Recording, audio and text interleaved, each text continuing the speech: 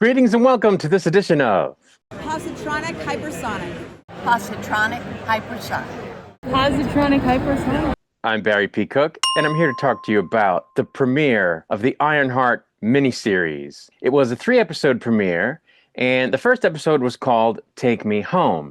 And as it starts, Riri Williams, who anyone who saw Wakanda Forever should be familiar with, finds herself being expelled from MIT after 4 years of using their lab to try to perfect her Iron Man-like suit, a version of which we saw her use in Black Panther Wakanda Forever. She takes off in the newest version of her suit and goes to her hometown of Chicago, where she's still grieving the deaths of her best friend Natalie Washington and her stepfather Gary, who died in a drive-by shooting sometime previously.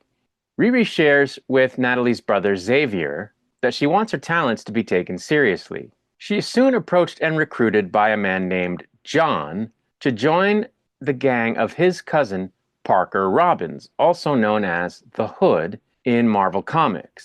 The Hood's gang are shown to be a group of hackers and fighters and other sophisticated criminals who attack wealthy businesses or citizens whom they feel are more of a detriment to society than a benefit, making themselves rich in the process. When Riri then visits Robin's hideout, he tests her by trapping her in a gas-filled elevator, which she narrowly escapes from. Initially denying his offer to join their next 3 heists, she relents when Robbins offers her financial compensation, a great deal of financial compensation, which she wants to use to continue perfecting her suit. At home, Riri lashes out at her mother, Ronnie, over the loss of their loved ones, and Ronnie tells her that she has unprocessed grief that she has to deal with. Riri continues to grieve while simultaneously undergoing a brain mapping session in order to try to create or enhance an artificial intelligence to use in her suit. And this leads to the AI developing into a digital recreation of Natalie. The second episode was called Will the Real Natalie Please Stand Up?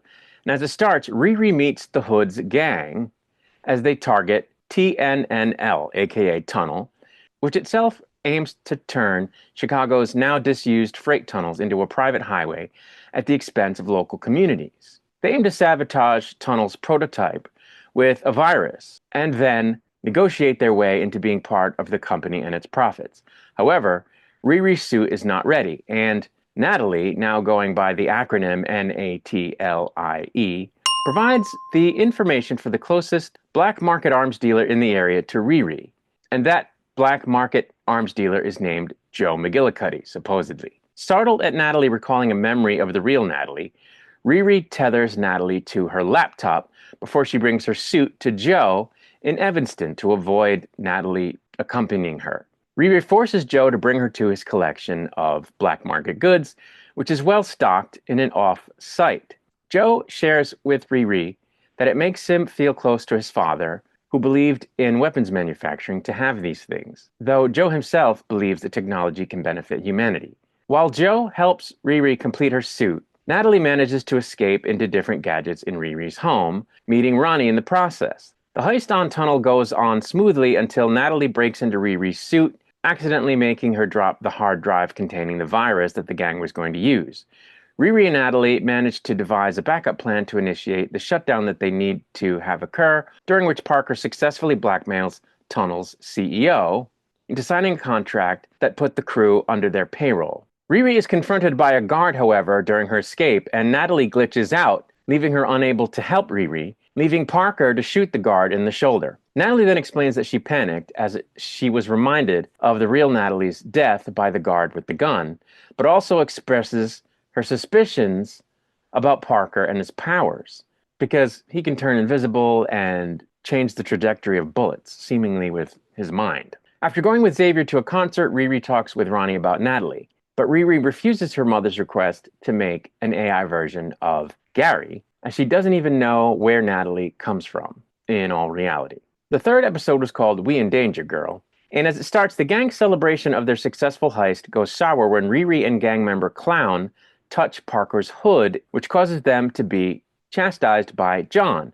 Parker arrives and shares the information on their second heist, targeting a biotech firm named Heirloom, whose farming technology forces farmers out of business. Riri says to Parker that she's struggling with partaking in these heists because she thinks it might make her a bad person. But Parker tells her that anyone who's achieved greatness has done some questionable things to get there, attributing his unstoppableness to his magic hood. Natalie forces Riri to upgrade the suit so she wouldn't be tethered to the laptop anymore. Riri is then informed of the death of Rampage, a former member of the gang that she actually replaced, and she decides to find a way to cut off part of the hood to find out the truth about it, using Joe's designs of biomech skin to conceal bionic enhancements from the alarm system at the target site.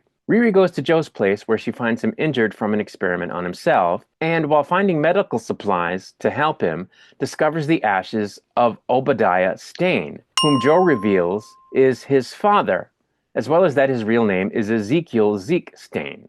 Obadiah, of course, died trying to kill Tony Stark way back in, I think, Iron Man 1. Zeke doesn't want to be like his father and tells Riri of his concerns over what Riri has planned. Zeke asks her why she built an iron suit, and Riri explains that Gary was a Stark fan and fixed things because he could, and that she hopes to do the same, build things because she can. Riri confronts Zeke, who gives her the biometric skin. At the heist, Riri lets Natalie use the suit while she sneaks up on Parker to cut out part of his robe, while he negotiates with CEO Hunter Manson, who refuses to sign his contracts. However, Riri's cutter activities activate the metal detection system, causing a lockdown that emits carbon dioxide. Parker kills Mason before he and Natalie rescue the crew, after which Riri runs into John, who mistakenly thinks she killed Parker after seeing the piece of the hood that she cut off, and admits to himself having killed Rampage. The two fight before Natalie saves Riri, leaving John to die. Riri panics as she arrives home and realizes she left the biomech skin in the spot where John died, which will lead authorities back to Zeke, whom she promised not to end up having the authorities led back to. And a grieving Parker attempts to quit his criminal endeavors, to quit being the Hood, before he's given a vision showing that Riri was responsible for John's death. And that's where the third episode ended. So there are only 3 more episodes left. It's a 6-episode miniseries, and they're airing 3 at a time, which drives me insane because it makes these videos longer. And, you know, you got to stay up till midnight, and it's just really annoying. But anyway, we're halfway through, and so far, I really like this show. You know, it's been getting a lot of flack ever since it was announced. In fact, before that, when the character was in Wakanda Forever, because, you know, the anti-woke crowd can't stand to have a female character, or for that matter, a black character on screen, especially if they feel it's being presented as a replacement for an established white male character. So, you know, this show was really up against it, and I think it's unfortunate because it's a really good show, in my opinion. I wasn't terribly impressed with the character in Wakanda Forever, but I didn't dislike the character, and now I really like the character. You know, I just don't think of it as, oh, they're trying to replace Tony Stark, or, oh, they're trying to go woke with a black lady character. None of that comes into it. You know, that only comes into it for some people because they want it to, because they can't see past politics. And there's nothing at all political about this show or woke. It's just a story about a character that happens to be a black woman. The story is a classic story about a smart kid that has been through some things and who has some goals, and, you know, the pitfalls that they encounter along the way of trying to achieve them. Peter Parker comes to mind. And in that way, you could say, well, it's just a ripoff of Peter Parker. And, you know, I don't see it that way. I think every piece of media is derivative of some other piece of media that came before. It's almost impossible not to be.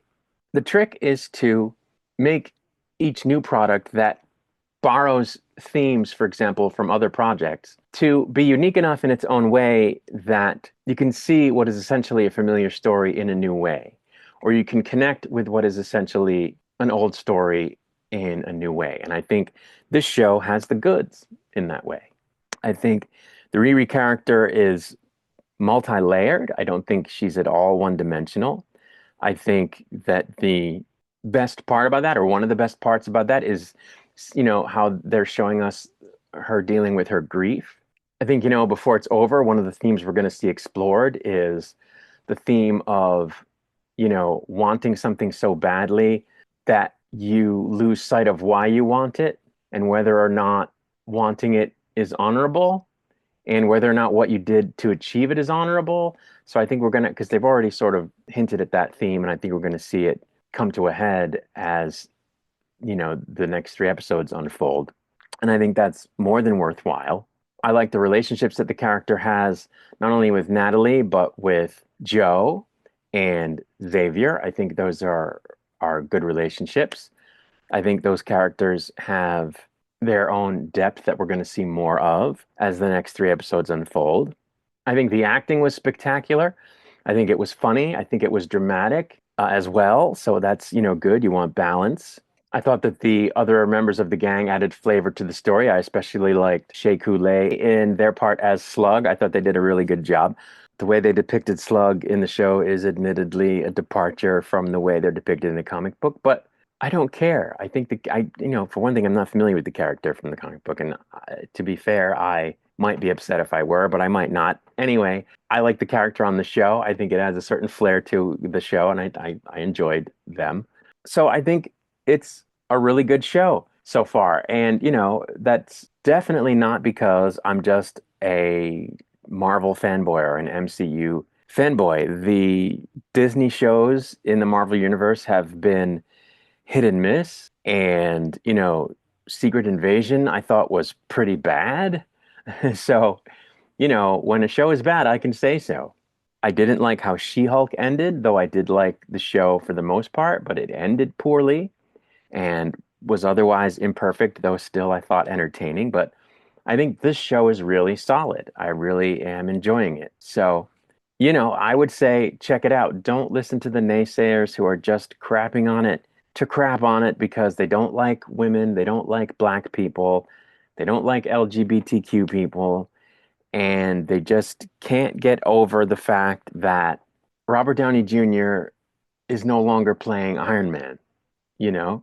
I mean, just for example, and I'm not going to go into it, but just for example, Doomcock came out with a video, the thumbnail of which declares that Ironheart is over the top terrible, over the top awful, and that it took him an hour to get through the first 6 minutes, which I don't even know what that means because I didn't watch the video because I can't listen to him say bullshit. I have to gear myself up to do it, and I haven't done that yet because it just makes me so angry. And then, you reach out to him with a comment and he ignores you because he's a coward. So it's just almost pointless to watch his videos. But I feel like I could still criticize him just from what he said in the thumbnail because he's full of shit. I mean, if he didn't like it, if it didn't resonate with him, if he thought there were problems with the acting or that the story had some, less than stellar points, that's legitimate. But to say it was over the top awful is just wildly untrue. I mean, myself, I should say there are some things I didn't like about the show. I didn't like the whole aspect of the Hood being like a magical character and that he gets his powers from a cloak that he got from a demon. It's not that I wouldn't want to see a story about that. I don't feel like it belongs in the rest of the story that we're seeing, which is about the human condition and Riri as a person and her journey. I don't feel like a magical villain really fits in there. So I'm gonna have to see how that plays out. I don't hate it, but I didn't love it. So I could understand Doomcock saying something like that, but to just put out a thumbnail that says the show is over the top awful and it took me an hour to get through 6 minutes, it's just bullshit. It's bullshit, and he's just saying those things to rage bait people. He's a dishonest dealer, and that's just the way it is. At some point, I might watch his video and do a full response video, but right now, I can't bring myself to listen to his bullshit. I have to prepare myself mentally to do that. Anyway, I'm rambling, so I'm going to get out of here. I just want to say again, I really like these first three episodes, so I think everybody should watch this show. I'll be back to do a review of the final three episodes once they've aired, but for now, I'm going to get out of here. And as always, I wish you peace and long life.